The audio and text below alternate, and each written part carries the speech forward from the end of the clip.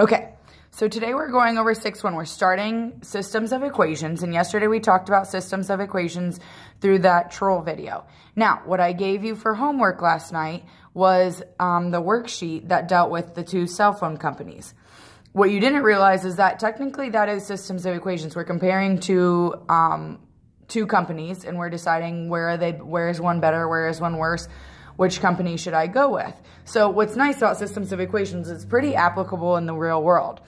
What I had a couple people ask me about was that very last question on the front page, and that was, where's the solution? Well, the solution is where you probably think it is. If you took an educated guess on two graphs being graphed on one plane, the solution is actually where they intersect, where those two lines intersect.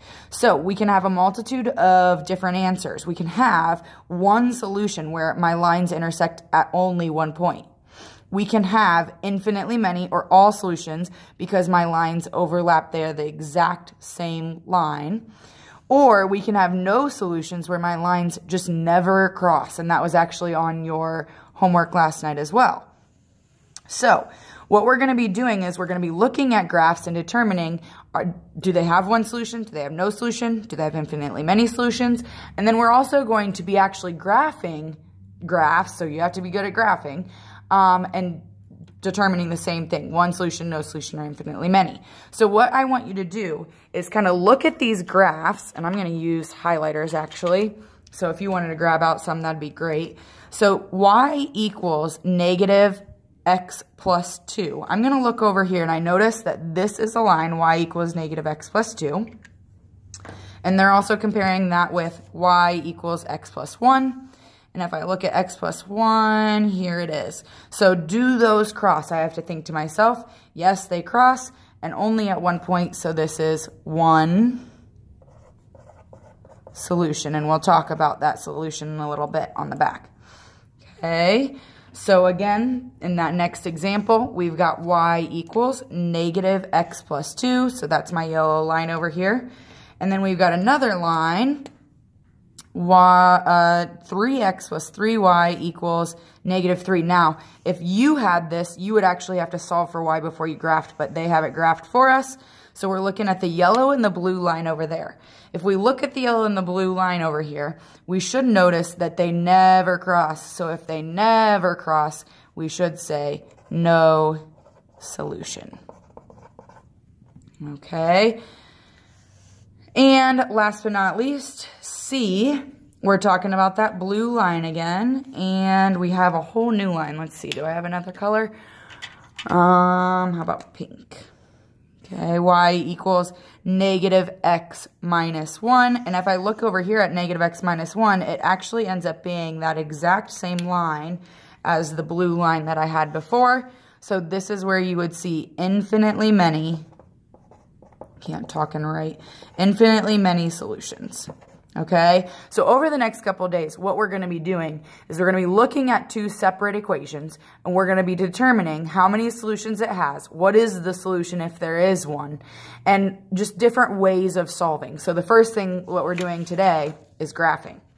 So if you look at the back, it gives you steps. Graph the systems of equations and label each line so that you can tell which line is which. Determine whether the system has no solution, one solution, or infinitely many.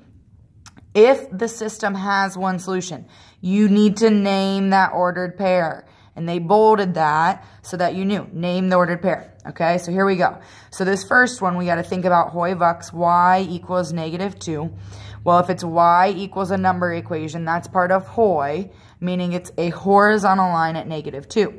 So I draw in my horizontal line at negative 2. This is y equals negative 2. Then my next equation, it says, okay, graph the systems. Well, first off, I can't graph this right away. It's got to be in the form y equals, and maybe you want to write that, y equals mx plus b, so that you can graph it. Okay, so this is not in the form y equals, so we've got to get it that way. Well, how do we do that? First, subtract 3x, and I'm actually going to write this as negative y equals negative 3x minus 1. And I'm putting it in the form mx plus b. Now, it's a negative y, so I've got to divide by negative 1 everywhere. And I get y equals 3x plus 1. Remember, I told you to star your starting point, and that's at 1. So we go to the y-axis at 1. And then here is my slope. Don't forget, it's over 1. So we go up 3, 1, 2, 3, to the right 1.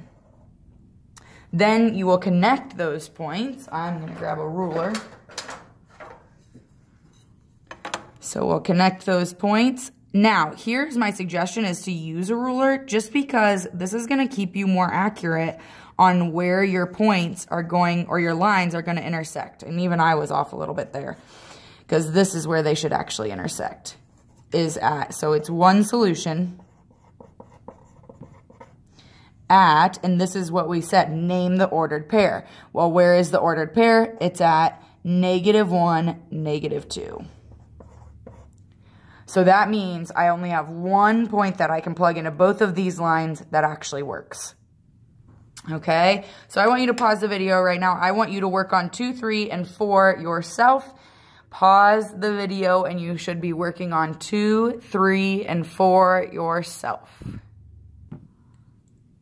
Okay, so hopefully you took some time to work on those. So that second one, when you solve, I've got x equals 2, so I had a vertical line at 2. And then my other equation was -2x minus 1, so I started at a -1 and I went down 2 to the right 1. And they actually end up crossing. If you draw these straight, notice I have multiple points because I went down 2, right 1, and then I kept going down 2, right 1. And I plotted that next point, and that's where it ran in at 2, -5 is what you should have had. Number 3, I did in 2 different colors just because they do end up being the same line. When you solve for that first one, we get y equals -2x plus 2. So I plotted a point at +2, went down 2, right 1, down 2, right 1, down 2, right 1. And you can actually, if I need a -2, I could go up 2 and left 1. That is still a negative movement. Okay, and then this next equation, y equals -2x plus 2 is the exact same equation, so I plotted that in green. And this is going to be infinitely many solutions. Remember, the solution is only where the line touches, and if the lines touch each other everywhere, then you have infinitely many solutions or all solutions. What does that mean? Well, that means that if I take any point that's on this line and I plug it into either of these equations, I'm going to get the correct answer. I'm going to get 0 equals 0 or 5 equals 5. I'm going to get a problem that works.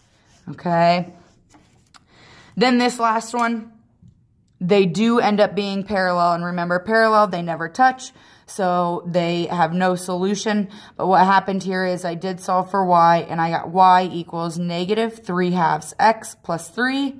And then I solved for the y in the second equation, y equals -3/2 x minus 2. And if you actually notice, we talked about parallel and perpendicular last chapter. And we said parallel lines have the same slope. So right away, you should have noticed I have the same slope. These are going to be parallel or they're going to be the exact same line. And I know that they're parallel because my y-intercept was different.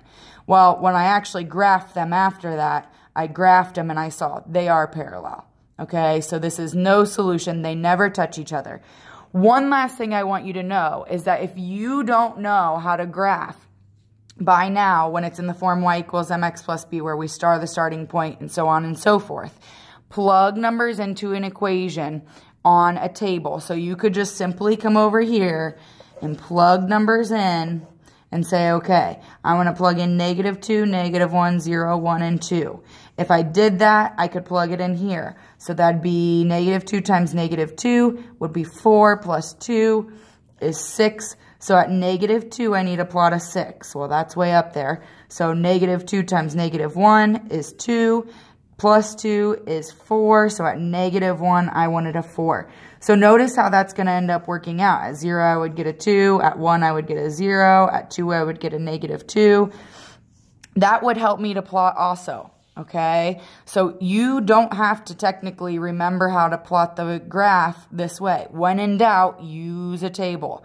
Now, with that being said, though, I would like you to get used to plotting a graph this way, where we star that starting point We start at a positive 3, and we go down 3, 1, 2, 3, right 2. Plot that point, connect my line. Make sure, again, that you are using that straight line so that you can see whether they actually intersect or not. On your homework, I'd like you to do the odds. They are all graphing. Some of them you will have to solve for y. Please make sure you are working on this hard and have this done for me when I get back. See you on Monday after our 2-hour delay.